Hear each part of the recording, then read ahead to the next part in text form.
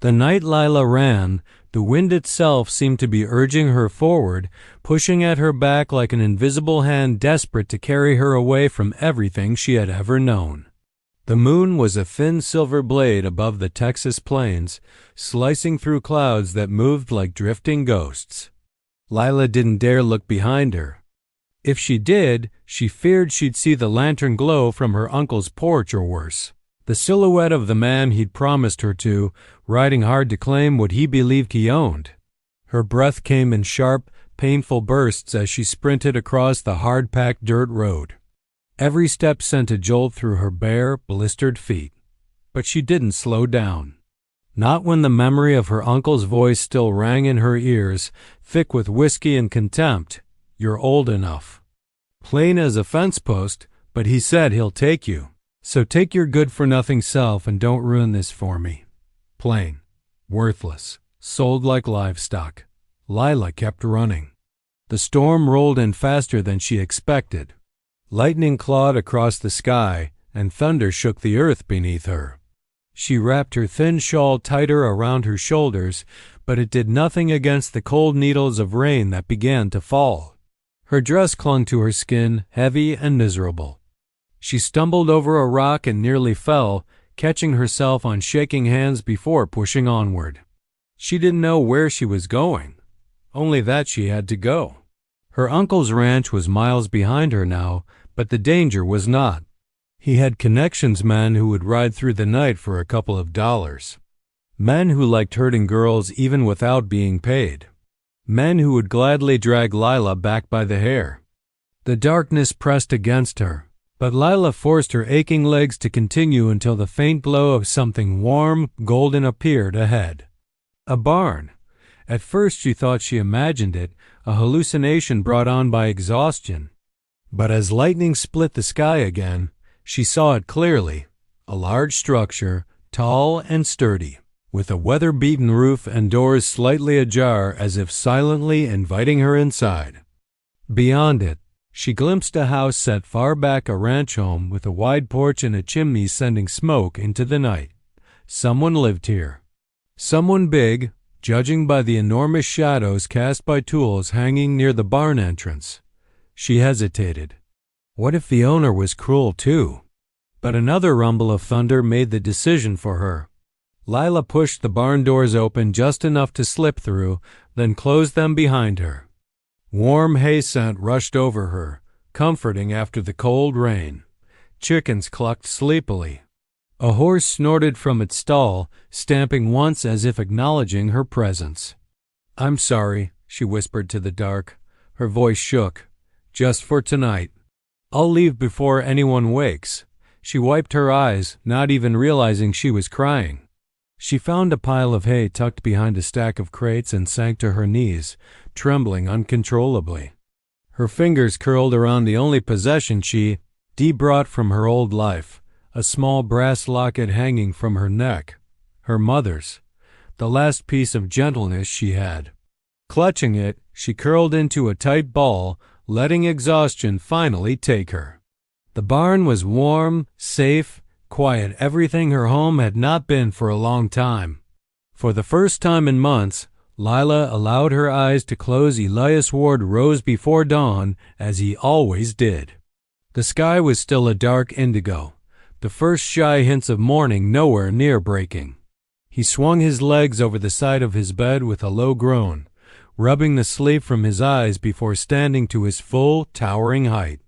At 6'6", with shoulders like a barn door, most men called him the Giant. Some whispered the nickname with admiration, others with fear, but all knew better than to cross him. Not because he was violent. Elias hated fighting, but because he carried the kind of quiet strength that didn't need proving. He lit a lantern and made his way down the stairs, boots thudding softly on the wooden planks. Coffee was his first step in any day, and he brewed it strong enough to keep both cowboys and demons awake. As he sipped the steaming cup, he stared out the kitchen window toward the barn. Something felt off. He trusted his land the way a man trusted his own pulse, every fence post, every hoof print, every shift in the wind. And this morning, something pressed against that instinct like a finger tapping on the back of his neck. He set the mug down. A storm had passed in the night, leaving the yard soaked and muddy. But through the mud, illuminated faintly by moonlight, Elias spotted it, a trail of small, uneven footprints leading straight into his barn. Not boot prints, bare feet, or close to it. Someone light, someone desperate, his jaw hardened. Rustlers? Runaways? Someone hiding something, or someone hiding from something. Whatever the answer, trouble usually followed. Lantern in hand, Elias strode across the yard. Rain dripped from the edge of the barn roof as he pulled the doors open slowly, quietly, the hinges giving a soft creak. He expected to catch some half-starved thief rummaging through his feed or saddles. Maybe one of the neighbor boys playing a stupid prank. But the barn was mostly still, save for the gentle shifting of his horse, Duke, who huffed as though trying to alert him. Elias lifted his lantern higher. That's when he saw it, a small pile of hay at the far back of the barn, shifting ever so slightly, as if breathing. He approached slowly, boots heavy on the wooden floorboards, towering over the crates and shadows. When he reached the pile, he knelt and moved the hay aside just an inch, and his breath caught. A girl no older than 17, maybe 18, lay curled like a frightened animal. Her dress was soaked, clinging to her small frame. Her feet were scraped raw. Mud streaked her cheeks. She clutched a locket to her chest as if it were the only thing tethering her to this world. Thunder rumbled outside, but she didn't stir. Exhaustion had dragged her far beyond the reach of fear. Elias exhaled slowly. He knew a runaway when he saw one, and he knew danger when he felt it. Someone had driven this girl far enough that she fled barefoot into a storm. Someone cruel, someone determined. And they might be coming straight to his land next. For a long moment, he simply watched her breathe, so small, so fragile, a stark contrast to the massive form crouched beside her. He could wake her. He could throw her out. He could pretend he never saw her. But something inside him, something old and raw and untouched since the woman he once loved had broken his heart, tightened painfully.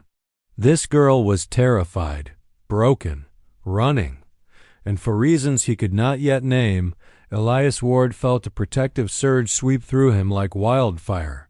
He stood slowly, sighing. "Hell," he muttered to himself. "This ain't good." He didn't know it yet, but the moment he found her, a line had been drawn in his life before her and after her. And he wasn't going to turn his back on her. Without fear. She didn't know that in just a few hours, the barn's owner, a massive, solitary cowboy named Elias Ward, would find her there. And nothing in either of their lives would ever be the same again. When Lila finally woke, it was to the soft rustling of hay and the low, steady hum of a man's voice, deep, quiet, and dangerously close.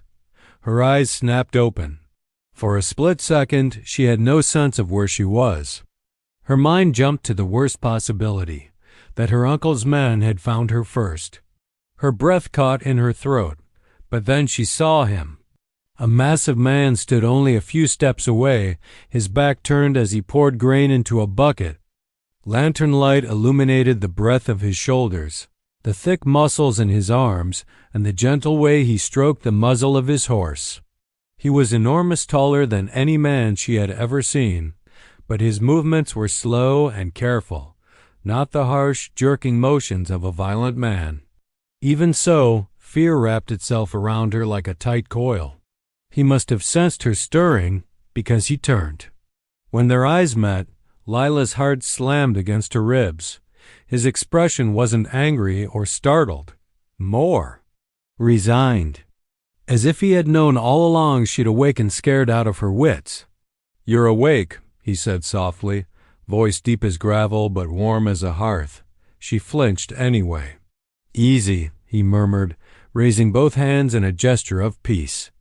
"Ain't here to hurt you." Lila tried to speak, but her throat was dry. All she managed was a hoarse whisper. "I'll leave." "I didn't mean to. I just needed.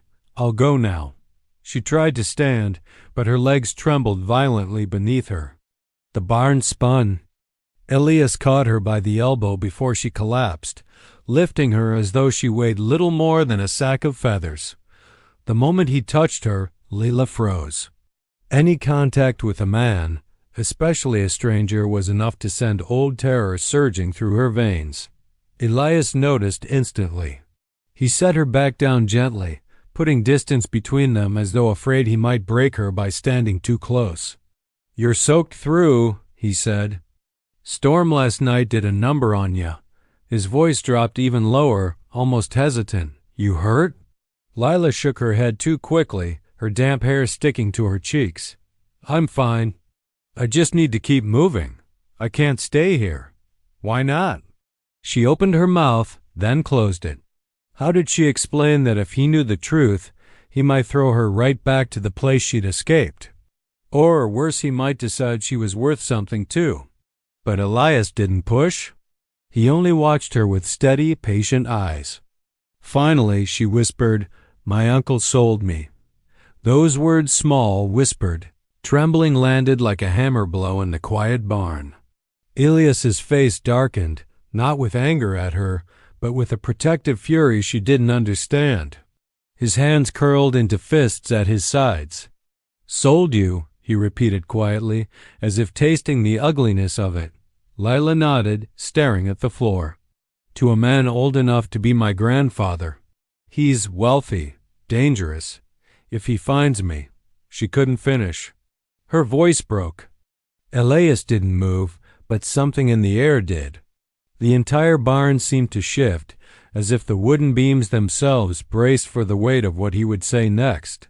"Does he know you're here?" "No," she whispered, "but my uncle will come looking. He has men." Elias exhaled through his nose, slow and steady. "Then you running into my barn wasn't just bad luck," he said calmly. "It was dangerous, for both of us." Her stomach twisted. "I'm sorry. I'll leave right now. You ain't going anywhere." His voice was firm, unyielding, but not cruel. Lila's breath stopped. Elias continued, tone gentler but resolute. "Not until you can stand without Fallon. Not until you're warm and fed and safe." Safe. A word she'd almost forgotten existed. But even safety had a price, and as she looked at the towering cowboy before her, she realized he had already made one choice simply by not turning her out. And more choices would come. Dangerous ones. Because now her secret was his burden, too. Elias didn't ask her any more questions that morning. He didn't press for details about the man she'd been promised to, or the family that had driven her out into a storm. Instead, he handed her a clean, oversized flannel shirt and motioned toward a small wash basin behind the barn. Lila changed quickly, her fingers stiff from the cold. When she slipped back into the open barn space, Elias was already saddling his horse, his expression carved from stone. "We should get you inside," he said. "Storm air ain't good for soaked bones." But before either of them could take a step, Duke the horse snorted sharply, ears pricking toward the distant road. Elias paused. Lila froze, a chill crawling down her spine. "What is it?" she whispered. Elias didn't answer right away. He walked to the barn doors and opened them just a crack, peering out at the horizon. His jaw tightened instantly. "Riders," he muttered. Lila's knees buckled. No, they found me. They're here for me." Elias turned quickly, a large steadying hand catching her shoulder before she could fall. "Hey, look at me." She hesitated, then lifted her trembling gaze. His dark eyes held none of the panic flooding her chest, only a fierce, unwavering calm. "We don't know who they are yet, but Lila did."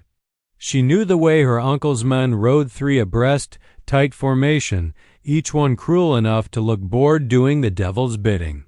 She knew the way dust curled behind them like a hungry snake.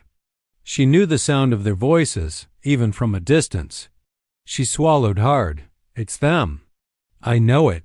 Elias opened the doors wider and led her deeper into the barn shadows. Then you ain't standin' here wide in the open, he said. Stay behind the crates. Quiet, Lila obeyed, heart hammering so hard she feared they could hear it from the road. She crouched low, fingers digging into the rough wood. Elias didn't hide, didn't even try. He stood tall and unmovable in the barn's entrance like a man defending a fortress. The riders grew closer. She could hear their conversation now, carried by the wind. She came through here somewhere, one said. Tracks went this direction, another replied. Girl doesn't get far barefoot, the third added with a laugh. Lila squeezed her eyes shut, trying to breathe quietly. Elias stepped out into the morning light, lantern still in his hand. His voice rolled across the yard, deep, steady, and unwelcoming. You boys lost? The riders slowed but didn't dismount. Their leader, a man with a scar splitting his jawline, leaned forward. Looking for a runaway, he said. Young girl. Brown hair. Thin. Might be scared. Might be injured. You seen anything unusual? Elias didn't hesitate. My land's quiet. Ain't seen nobody. The man smirked. Mind if we take a look around? Yes, Elias said flatly. Even from hiding, Lila felt the shift the moment the riders realized they were speaking to a man who wouldn't he be pushed, intimidated, or outmuscled. Elias Ward was a mountain in boots, and they were ants demanding the right to climb him. You refusing to cooperate? The leader asked, hand drifting toward his coat where a revolver likely hid. Elias stepped forward. I'm refusing strangers poking around my property uninvited. Sheriff can come talk to me himself if he's got a warrant. Otherwise, get off my land. Silence crackled between them. Then one rider spat into the dirt. Fine, but if she's here, you'll regret lying. They turned their horses, kicking up dirt as they thundered away. Only when the sound faded completely did Elias move back into the barn. Lila's breath came out in a sharp, choking sob. She pressed a hand to her mouth, shaking uncontrollably.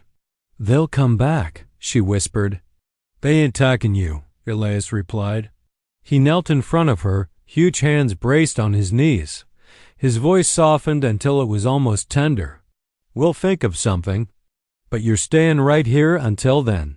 Lila looked up at him, seeing the truth in his eyes. The giant cowboy had just made her fight his own, and there was no turning back now. The moment Elias opened the door, cold morning air rushed into the house, along with the sight of 3 riders lined up like judges on horseback. Their hats cast long shadows across their faces, but Lila recognized them instantly, her uncle's men. Their eyes searched the yard first, then slid past Elias, trying to peer inside the house. Lila pressed herself against the kitchen wall, hidden but close enough to hear every sound, every breath. Her heart pounded so violently she feared they would hear it through the walls. Elias's massive frame blocked the doorway, filling it entirely. His presence alone seemed to irritate the riders. Back again? He drawled, voice calm but cold enough to frost windows. The leader, a lanky man with a crooked grin and eyes sharp as broken glass, tipped his hat. Thought we'd check once more. Rain washed the girl's tracks, but we're certain she came this way. You sure you ain't seen nobody? Elias didn't blink. Already told you. Mind if we look inside? The man asked, though his tone made it clear he wasn't actually asking. Yes, Elias answered again, exactly as he had earlier. I mind. The rider's smirk faded. Listen, Ward, he said, leaning forward in his saddle. We're tracking a runaway. She ain't stolen nothin'. She just needs to be brought home. Her family is worried. Lila covered her mouth to stifle a bitter laugh. Worried was the last thing her uncle had ever been about her.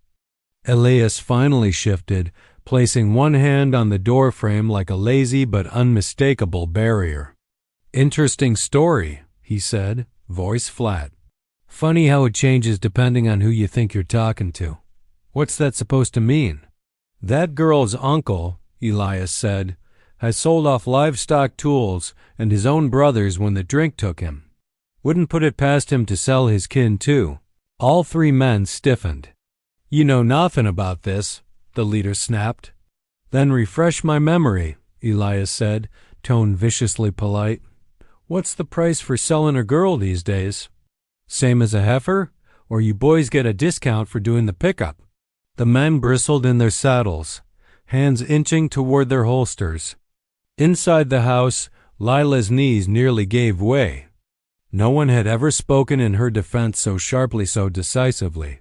Elias wasn't just protecting her. He was daring them to argue facts they didn't want to admit to themselves. The leader spat in the dirt.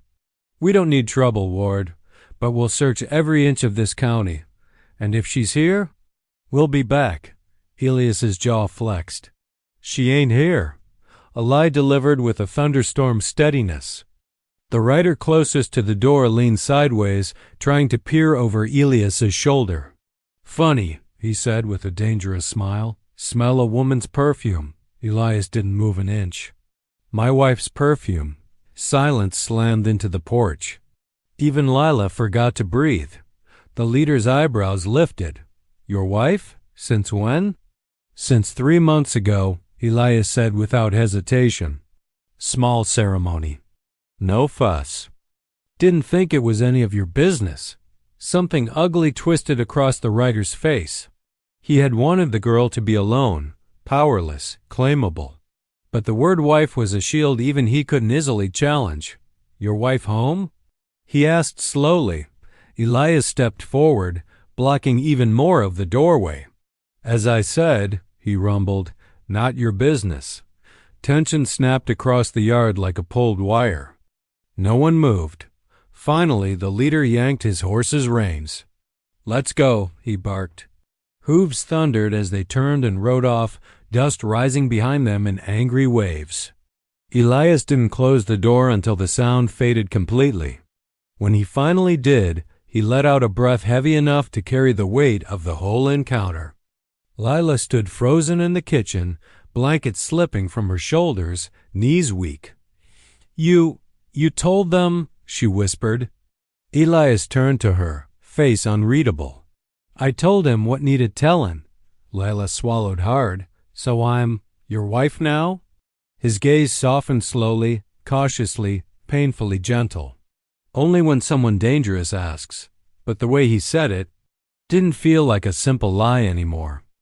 The morning after the town's cruel whispering, the sky turned a strange shade of bruise-colored gray-heavy, swollen and tense, as though the heavens themselves sensed the storm brewing inside the ranch. Evelyn woke early, feeling the weight of the previous day pressing on her chest. James had stood by her, defended her with a quiet fierceness, and carried her home as if she were precious, not a burden. But that didn't erase the sting of how the world saw her. Plain, unwanted, purchased. She wrapped her shawl tightly and stepped outside, determined to prove her worth, if not to the town, then at least to herself. She had not grown up with power or respect, but she had grown up working hard. The ranch hands were already bustling, trying to prepare for what looked like an incoming storm. James strode up the hill from the stables, wind lifting his dark hair. You shouldn't be out here, he called.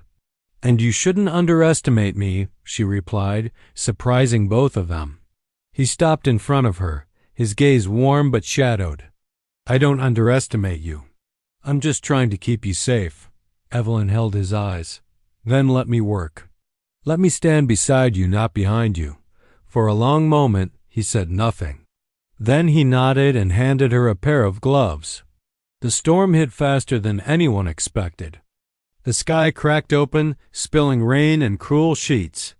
Wind ripped across the pastures, sending animals into panicked frenzy. Evelyn stayed close to James, following his shouted instructions as they guided the cattle away from the swollen creek. Mud sucked at their boots, rain stung their faces, and thunder shook the ground. At one point, Evelyn slipped in the mud, her weak ankle giving out beneath her with a sharp flare of pain. She fell to her knees, soaked and shaking. Before she could try to stand, James was already there, hands firm on her arms. You're hurt, he said, voice rough with worry. It's just the old injury, she insisted, teeth chattering. I'm fine. You're not, he said, pulling her tightly against him as the wind screamed around them. You don't have to keep proving yourself to me. She looked up at him, then really looked. Rain ran down his strong jaw, and his eyes were not judging, not pitying, but gentle. I'm proving it to myself, she whispered. Lightning split the sky, and James reacted instantly, lifting her into his arms before she could protest. She pressed her face against his soaked shirt as he carried her toward the barn. The warmth of him contrasted sharply with the cold storm, and she felt something shift deep inside her, something like safety, something like belonging. When they reached the barn, he set her gently on a stack of hay. The rain hammered the roof like drums. He crouched in front of her, brushing wet strands of hair from her face. You could have been swept away out there, he said quietly. But I wasn't, she replied, because you didn't leave me behind. Something in him softened, something he guarded for years. Evelyn, you're not a burden. You never were. Her breath caught. No one had ever said those words to her. Not once. In the dim lantern glow, with thunder rolling like distant drums and the scent of wet hay around them, the rancher and the girl the world threw away felt something fragile but real forming between them. And neither of them pulled away. The storm raged through the night, but by dawn it had quieted to a soft drizzle. The world outside glistened with the aftermath puddles reflecting the pale sky, trees dripping like they'd wept all night, and the ranch carrying the scent of wet earth and new beginnings. Evelyn woke in the barn loft, wrapped in a thick blanket James had placed around her after insisting she rest. Her ankles still throbbed, but the warmth in her chest overshadowed the ache. She climbed down carefully, wanting to thank him, wanting something she couldn't yet name. She found James in the long barn, brushing down one of the horses. His back was to her, broad and steady, but there was something in the set of his shoulders' tightness, heaviness. She approached quietly. Good morning. He froze for a heartbeat before turning. You should still be resting, and you should stop worrying so much, she countered gently. A reluctant smile tugged at the corner of his mouth, but it faded quickly, replaced by a guarded stiffness. I need to tell you something, he said. You deserve to know. Her heart beat faster. All right. He leaned against a wooden post, crossing his arms as if bracing himself. I didn't buy you because you were plain. I bought you because you looked lost, alone, like someone who deserved a home. Evelyn swallowed, unsure how to answer. But that's not the whole truth, he exhaled sharply. Years ago, when I was 17, my father sold a woman just like yours did to you. Not to a rancher, not to a good place. She begged me to help her, and I didn't. I was a boy, afraid of going against him. The barn felt suddenly still, as though even the horses were listening. She died a year later, he continued, voice low and raw. And I never forgave myself. Evelyn stepped closer, her breath catching. She had never expected this. James always carried himself with such quiet confidence, such strength. To see him stripped open like this, it shook her.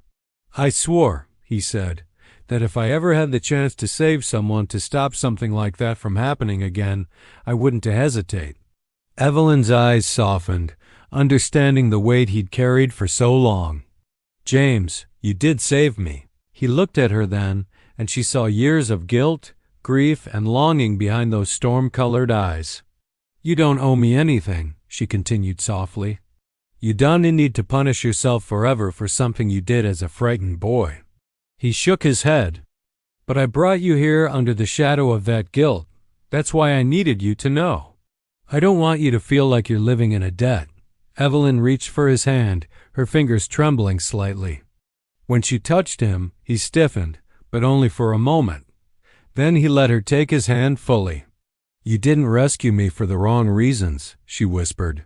You rescued me because you have a good heart, and because somebody had to do it, His jaw tightened, and he looked away as though emotions threatened to betray him. She gently squeezed his hand. "I'm not here because you failed someone.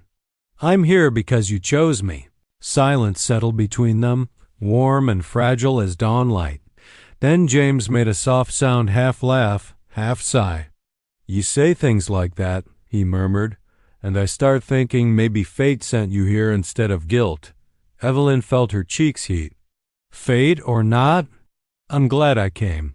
For the first time since she'd arrived, James reached for her not out of protection or duty or necessity, but out of something real. His fingers brushed her cheek, hesitant but full of reverence.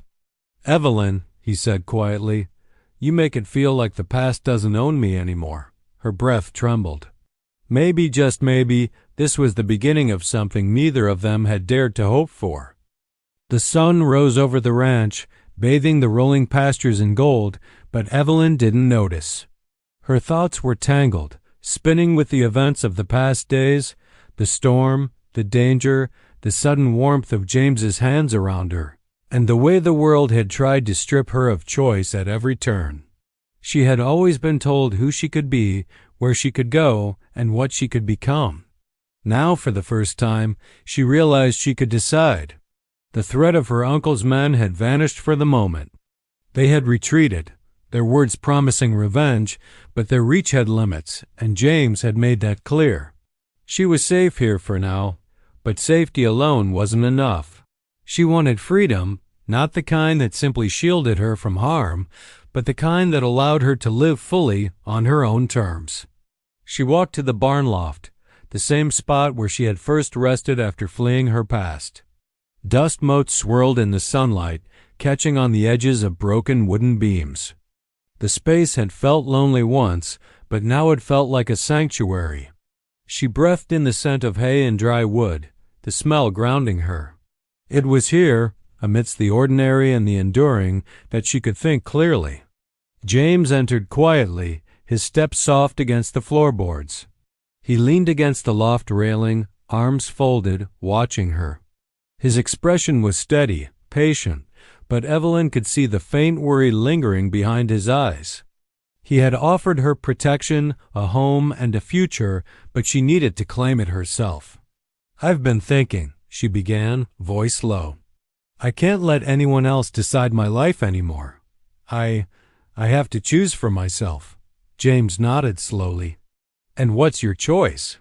She met his eyes, feeling the weight of the moment pressing against her chest. "I want to stay, here, with you. But not because I'm afraid or because someone said I should. Because I want to." His lips pressed into a thin line, then relaxed as he stepped closer. "You're sure?" "Yes," she said firmly. "I've run from one life that tried to control me. I won't run from the one I choose." For the first time, he allowed himself to smile a small, genuine smile that lit his eyes. "Then I'll make the same choice," he said. "Not because I have to, but because I want to. We choose each other, Evelyn. No one else decides that." A breeze drifted through the loft, lifting strands of her hair around her face. She laughed softly, relief and joy mingling in the sound. The weight of fear, of obligation, of the world's cruelty began to lift. She could breathe again. Downstairs the ranch awaited, a world full of chores, animals, and life. But it was hers now, in a way it had never been before. And James stood beside her, not as a guardian or savior, but as an equal someone who would walk alongside her, shoulder to shoulder, in whatever life they built together. Evelyn knew the past might still try to reach for her rumors, threats, and the memory of her uncle's cruelty, but she also knew her voice, her choices, her heart were her own. And in the golden morning light, she made a vow. She would never let anyone else decide her worth, her love, or her future. James extended his hand, not commanding, not protective, simply offering companionship. She took it without hesitation, feeling the warmth, the solidity, and the promise behind it. Together, they walked from the barn into the open fields, each step a choice, each moment a defiance of the past. For the first time, Evelyn truly felt free not only from the dangers that had chased her, but from the fear that had once kept her small. She had chosen her fate, and this time it was exactly what she wanted.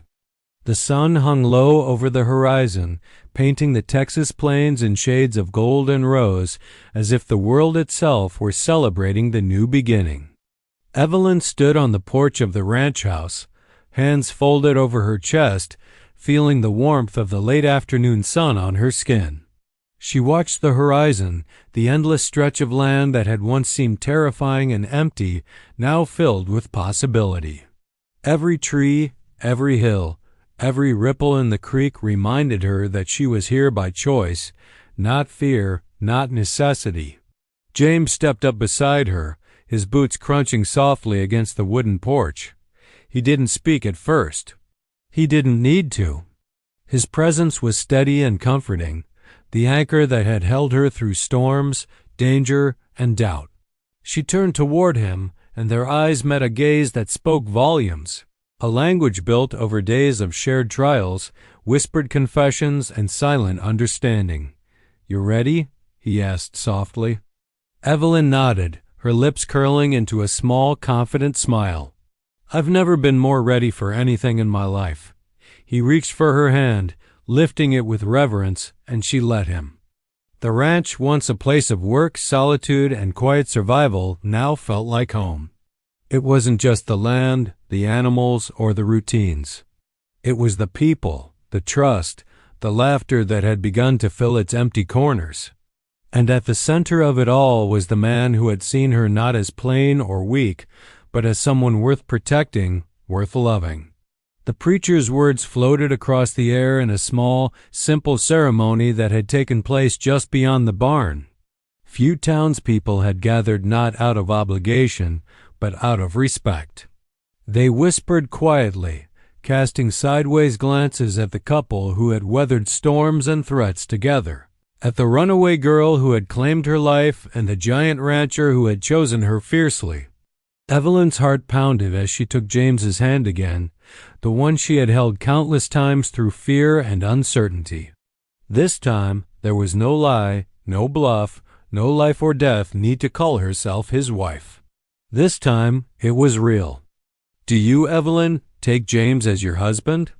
the preacher asked. "I do," she said, voice strong, unwavering. "Do you, James, take Evelyn as your wife?" "I do," he replied, his voice deep and steady, carrying every ounce of devotion he had felt since the night she had stumbled into his barn. As they sealed their vows with a kiss, the crowd murmured softly, some wiping tears from their eyes. But Evelyn barely noticed anyone except James. She had run from a life that never belonged to her, only to find one where she could finally belong to a home, a man, a future she had chosen. When they stepped down from the small platform, James's hand covered hers naturally, comfortably. The sun kissed their faces, highlighting the strength in his jaw, the gentleness in his eyes, the warmth she had come to rely on. Laughter rose around them as the townspeople offered congratulations, but Evelyn felt a quiet triumph in her chest. She had survived the cruelty of the past, the shadows of fear, and had emerged not just unbroken, but empowered. James leaned toward her, voice low, almost a whisper. "You're mine now." "Really this time." "And you're mine," she replied, smiling up at him. "Always." The wind rustled through the fields, carrying the scent of wildflowers and the promise of endless days ahead. Together, they walked toward the barn where it all began, side by side, not as protector and runaway, not as savior and saved, but as equals, as partners, as husband and wife. The runaway girl had found her home. The lonely giant cowboy had found the face he had wanted forever. And as they looked out over the endless prairie, they knew that nothing, no storm, no threat, no cruel twist of fate could ever take this life, this love, from them again. Their story became a quiet legend in the county, a tale of courage, choice, and love found against all odds, a reminder that even in the harshest landscapes, Hearts could find one another, and a runaway could finally come home.